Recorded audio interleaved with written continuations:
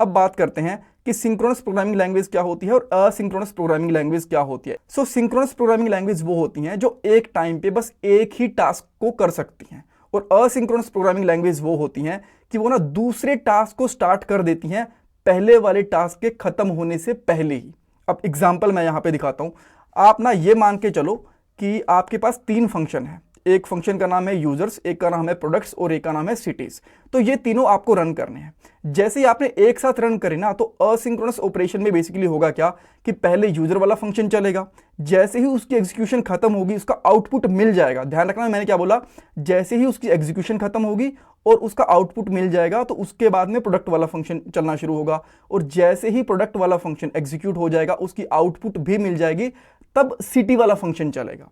But async वाले में क्या होता है कि जैसे ही आपने यूजर्स वाला फंक्शन रन करा ना, तो उसकी एग्जीक्यूशन तो स्टार्ट होगी, उसकी आउटपुट का वेट नहीं करा जाएगा, तभी आपका प्रोडक्ट वाला फंक्शन भी एग्जीक्यूट होना शुरू हो जाएगा, और उसकी आउटपुट का वेट भी नहीं करा जाएगा, तभी आपका सिटीज वाला जो फंक्शन है वो एग्जीक्यूट हो जाएगा।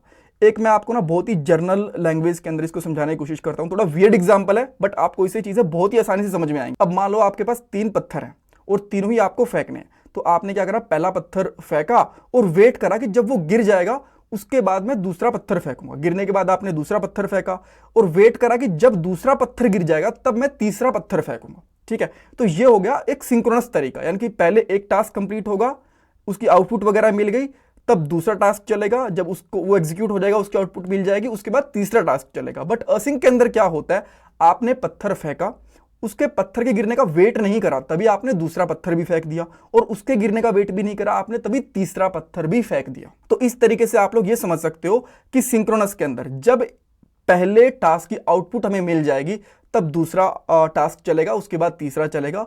बट असिंक के अंदर क्या होता है कि बस एग्जीक्यूशन देखी जाती है, एग्जीक्यूट कर दिया, आउटपुट मिली नहीं मिली कोई फर्क नहीं पड़ता, उसके बाद दूसरा टास्क एग्जीक्यूट कर दिया, उसके बाद तीसरा, आउटपुट आराम से मिलती रहेगी, उसका हम लोग वेट नहीं करने वाले।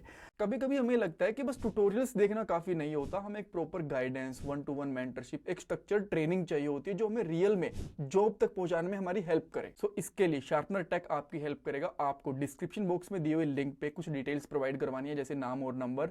देन आपको हमारी साइड से एक कॉल आएगा, उस कॉल में आप लोग आपके जितने भी डाउट्स हैं, क्वेश्चंस हैं, वो पूछ सकते हो और अपने करियर को सही डायरेक्शन में लेके जा सकते हो।